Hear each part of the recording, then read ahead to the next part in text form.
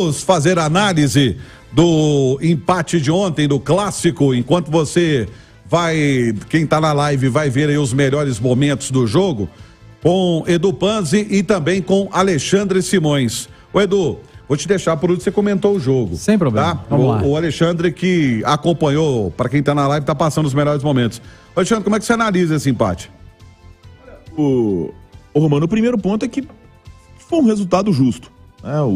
O Cruzeiro jogou muito mais do que vinha jogando e o fator clássico ele explica muito disso, né? O desafio do Pesolano é conseguir esse nível de motivação na maior parte de jogos possíveis, principalmente quando estiver jogando a Série A do Campeonato Brasileiro, tá? Agora eu não deixei de ficar assim preocupado. O Cruzeiro conseguiu se acertar defensivamente, mas aí o Edu que estava no estádio vai até explicar isso, não foi só uma ação defensiva, né? A postura do meio de campo ajudou demais também, mas de toda forma o Cruzeiro, que vinha com uma defesa muito exposta, pegou um ataque de altíssimo nível e conseguiu ir bem, porque os zagueiros ficaram menos expostos, né, o Edu, e na função, como diz o Filipão, zagueiro para zagueirar, o Reinaldo é muito bom, o Brock é muito bom, então acaba que eles ficaram confortáveis, né? Podendo exercer o que eles fazem de melhor, né? Não tiveram tanto que correr atrás de jogadores. Mas eu acho que foi um jogo catimbado e o Independência colabora muito para que isso aconteça. Matematicamente, o empate não foi bom para nenhum dos dois. O Cruzeiro no campeonato foi muito ruim, ele foi só para a terceira posição.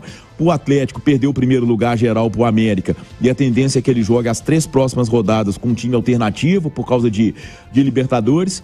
Mas no final das contas eu acho que foi um jogo emocionante. Eu acho que foi uma partida que honrou sim a tradição e o nome clássico. E aí, Edu, pra você, é um clássico que poderia ter apresentado mais do que a catimba, do que o nervosismo, ou isso faz parte do pacote clássico? Eu acho que faz parte, tudo bem, Romano? Um abraço pra você, pro Simões. Eu acho que faz parte, mas em alguns momentos muito exagero, né? Acho que foi um clássico que parou muito, com muitas faltas. Muito em função também do Cruzeiro tirar o ritmo do Atlético, não deixar o Atlético ter espaço. O Galo é um time que joga muito por dentro. Os meias com essa característica, o Patrick de jogar por dentro, o Pedrinho idem. O Edenilson já joga centralizado, o Atlético não joga mais com pontas. Os laterais, que eu acho que nessa ideia de jogo do Kudê, os laterais que hoje o Atlético tem, Mariano e Dodô, deixam a desejar no quesito apoio, de explorar esse lado do campo, e o Pesolano foi muito inteligente. Ele fechou o espaço pelo centro. O Atlético é o time que gosta de jogar muito entre as linhas do adversário, o Cruzeiro tirou esse espaço.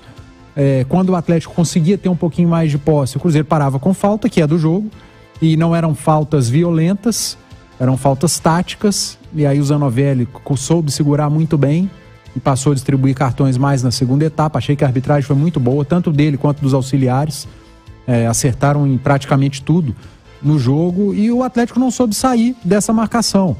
E eu acho que a deficiência que o Cruzeiro mostrou, por exemplo, o Cruzeiro teve o controle do jogo em alguns momentos, como disse o Pesolano, mas é um time que tem muita dificuldade de criar. O Cruzeiro cria muito pouco. A bola praticamente não chega no centroavante. O Gilberto foi uma figura apagadíssima no jogo, porque eu acho que o sistema de jogo atual do Cruzeiro não favorece ao centroavante que se movimenta menos. Então a bola pouco chegou no Gilberto. Do outro lado, eu acho que o que deixa preocupar o Atlético é um ponto que eu já venho falando aqui há um bom tempo. Quando o adversário ultrapassa a linha de marcação ofensiva do Atlético, o Galo tem tido dificuldades. O lado esquerdo do Atlético ontem não foi bem. O Gemerson com muita dificuldade na saída de bola, de recuperação. O Dodô com muita dificuldade em tudo. Então, por isso o Kudê às vezes demonstra preocupação e fala sempre em mercado, em contratações. Mas a gente nunca pode tirar da balança o fato de ser ainda início de temporada. O Kudê falou que o Atlético também é um time em reformulação e ele tem razão. Ontem eram 5, 6 jogadores novos que haviam chegado, outros jogadores que jogaram pouquíssimo no ano passado. O Gemerson é um deles, o Dodô é outro, o Pedrinho é outro. Eles são remanescentes, mas jogaram pouquíssimo. Menos de 10 jogos, vamos dizer assim, na última temporada. Então o Atlético ainda também é um time que está sendo construído, o Cruzeiro idem. E o Pesolano acertou muito nesse sistema defensivo dele ontem, né? Ele traz o Reinaldo para fazer a sobra. O Reinaldo foi um zagueiro que ficou rebatendo. e tirando espaço de atacante, não precisou ter a bola nos pés, dar passe, quebrar linha. Quem fez isso mais foi o Brock, que errou muito no primeiro tempo, e no segundo deve ter tido uma conversa no vestiário, passou a fazer o simples e errou menos.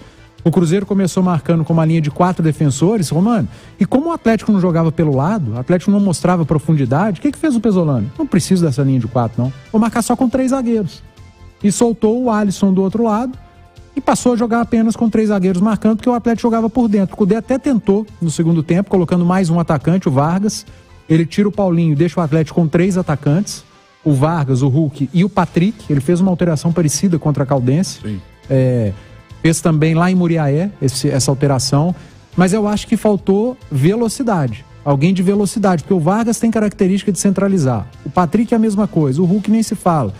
Talvez tenha faltado um Ademir, um Pavon, para tirar esse conforto defensivo do Cruzeiro, para empurrar um dos alas do Cruzeiro para voltar para marcar. Mas enfim, são ideias ali no jogo que a gente observa, que os treinadores também observam. E acho que o empate foi justo, uma arbitragem muito boa, e a gente não pode deixar de citar a vergonha que foi fora de campo. Uma vergonha, cara. E vergonha também é aquela perna do Nicão, hein? A entrada do Igor Gomes, a entrada violentíssima, um lance que acabou sendo de cartão amarelo, mas enfim. Até acho que o Igor Gomes ele não teve a intenção, mas ele chegou muito forte. Aquilo ali poderia ter sido até mais grave, né? A imagem é muito feia. Você acha que poderia ter sido revisto o lance pelo VAR? Eu acho que sim. Eu acho que é um lance que poderia sim ter tido uma revisão para um cartão vermelho. Porque o Edu estava no estádio. A gente não tem.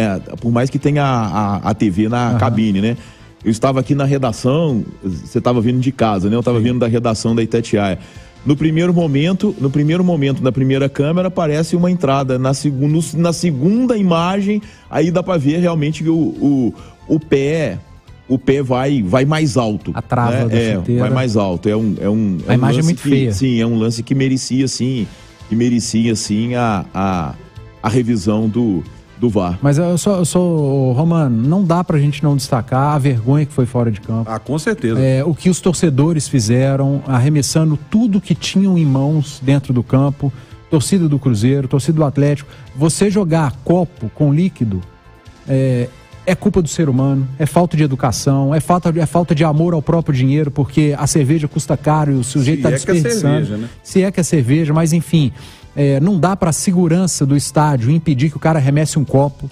É muita gente para pouco segurança. Agora, a tal da bomba, como que conseguem entrar com tanta bomba? A gente até imagina como que entra, né? Saber? Aonde que o cidadão enfia a bomba para entrar no estádio. Depois tira, deve estar aquele cheiro horroroso e arremessa a bomba. Uma explodiu muito perto do Rafael Cabral, torcedor do Cruzeiro jogando bomba perto do goleiro do Cruzeiro, cara. Isso é inaceitável, inacreditável.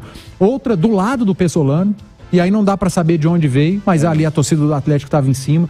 Jogaram tênis, jogaram aquele cigarro que é eletrônico, que a turma chama de pendrive, jogaram copo, jogaram garrafa, jogaram pilha. É inacreditável. Mas tem muita gente, aquela teoria, não, o torcedor do Cruzeiro fez isso porque tá querendo sair da Independência, forçando a barra. Gente, tem punição que você perde o seu mando de campo. Você vai ter que sair do Independência, mas você não vai poder jogar em Belo Horizonte, não. Você não vai no Mineirão, então você vai ter que ir para outra cidade. Então vai brincando. Aí, vai brincando, porque aqui em Minas, aqui a punição vai ser uma multinha para os clubes. Aqui o TJD borra de medo dos clubes. Enfim, é assim que acontece. Agora, num campeonato brasileiro, num campeonato sul-americano, a punição é duríssima. Você não vai sair na Independência, não. Você vai sair de Belo Horizonte. Você vai ter que jogar em Patinga, você vai ter que jogar em Uberlândia, você vai ter que jogar em Brasília. Então, se tem torcedor com essa mentalidade de arremessar coisa pro clube sair do Independência para voltar no Mineirão, não se esqueçam que você perde mando de campo e vai ter que sair da cidade, não é só do estádio, não. Então, quem tá com esse tipo de pensamento burro, que reveja essa ideia, porque essa não rola. Edu, e tem um outro ponto, né, que a gente destaca, né? E aí, pensando no futuro e o futuro do Cruzeiro e a Série A do Campeonato Brasileiro, tá? A gente sempre fala que o Cruzeiro de 2022, naquela campanha de Série B, foi muito mais uma torcida que tinha um time do que um time que tinha uma torcida. A torcida carregou. E a Série A desse ano, a gente está vendo, por mais que o Cruzeiro tenha feito um bom jogo ontem, foi muito acima das expectativas que a gente tinha. O time teve muita entrega, mas na Série A o Cruzeiro vai precisar muito do fator mando de campo. Vai precisar muito da torcida, tá? Porque no mínimo metade dos times da Série A, vamos botar a metade, pra gente dizer, o Cruzeiro vai entrar em campo com o favoritismo sendo do adversário. Como foi ontem. Como foi ontem. E o Cruzeiro conseguiu equilibrar o jogo. Então vai precisar muito desse fator mando de campo e vai precisar muito do torcedor.